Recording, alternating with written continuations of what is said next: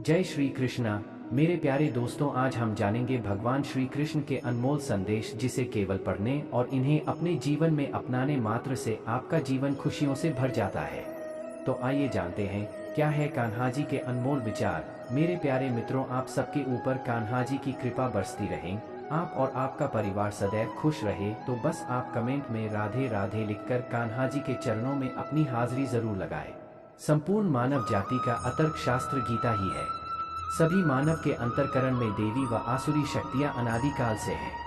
देवी शक्तियों के सहयोग से जब मनुष्य अपने आत्मस्वरूप की ओर अग्रसर होता है तो काम, क्रोध, राग, द्वेष इत्यादि आसुरी वृत्तियां बाधा के रूप में आक्रमण करती हैं।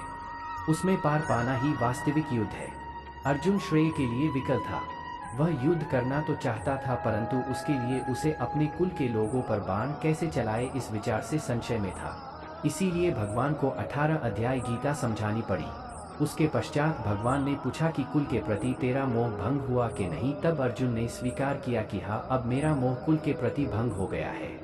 अब मैं वैसा ही करूँगा जैसा कि भगवान ने उपदेश दिया है। यह मानव मात्र की शंका है। ये केवल अर्जुन की शंका नहीं थी, यह मानव मात्र की शंका है कि श्रेय क्या है, उसे कैसे प्राप्त किया जाए। इसलिए स्त्री, पुरुष, बाल, वृद्ध सभी को गीता के 18 अध्याय का पाठ करना परम आवश्यक है। इसके ज्ञान के बिना मानव कल्याण की कल्पना करना व्यर्थ है। गीता के ज्ञान से बच्चों में भी कल्याणकारी संस्कारों का सृजन होता है। इस गीता ज्ञान के बिना कोई भी मनुष्य ईश्वर के पथ पर नहीं चल सकता। इसके नियमित श्रवण से परिवार तथा संपूर्ण जगत को सुसंस्कृत करे। संसार में मनुष्य कहीं भी हो, उसको गीता की अमृतवाणी को ग्रहण करना चाहिए। हे अर्जुन, मैं भूत, वर्तमान और भविष्य के सभी प्राणियों को जानता हूँ, किंतु वास्तविकता में मुझे कोई नहीं जानता। भगवान सिर्फ वहाँ नहीं है जहाँ हम पूछते हैं, भगवान तो वहाँ भी हैं जहाँ सब पाप करते हैं। तुम क्यों व्यर्थ में चिंता करते हो? तुम क्यों भयभीत होते हो? कौन तुम्हें मार सकता है? आत्मा न कभी जन्म लेती है और न ही इसे कोई मार सकता है। ये ही जीवन का अंतिम सत्य है। कर्म ही धर्म है, इसलिए हमें कर्म करते जाना चाहिए। फल अपने आप हमें मिलेगा, यही संसार का नियम है।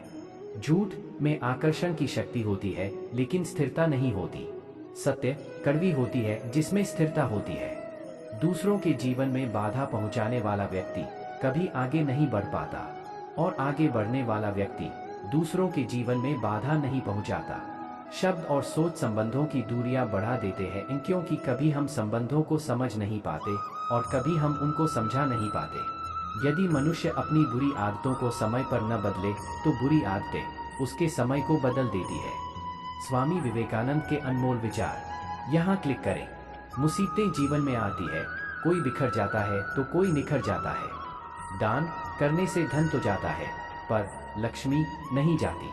घड़ी बंद करने से घड़ी तो बंद हो जाता है, पर समय नहीं बंद होता। झूठ छुपाने से छुप जाता है, लेकिन सच्चाई नहीं छुपती। स्वयं के साथ धैर्य रखना आत्मविश्वास कहलाता है। ईश्वर के साथ धैर्य रखना आस्था कहलाती है। सूरज की किरणें जहाँ हो वही प्रकाश होता है। साधु संतों की वाणी जहाँ हो वही जीवन का उद्धार होता है। अगर आपके अच्छे कार्य पर कोई संदेह करता है तो करने दे, क्योंकि संदेह हमेशा सोने की शुद्धता पर किया जाता है, कोयले की कालिक पर नहीं। मनुष्य के सुखद जीवन के लिए मस्तिष्क में सत्यता, चेहरे पर प्रसन्नता तथा हृदय में पवित्रता जरूरी है। कष्ट और दुख मनुष्य के जीवन में शिक्षा देने वाले श्रेष्ठ 2 गुण होते हैं। किसी को बहस या बातों से जीतने के बजाय मौन रहकर ही पराजित करना चाहिए। भाग्य बारिश के पानी के समान होता है और परिश्रम कुएं के जल के समान होता है। मनुष्य के जीवन में बंधन हमेशा दुख देता है और संबंध हमेशा सुख देता है। जीवन में अपनेपन तथा एहसासों का बड़ा महत्व होता है।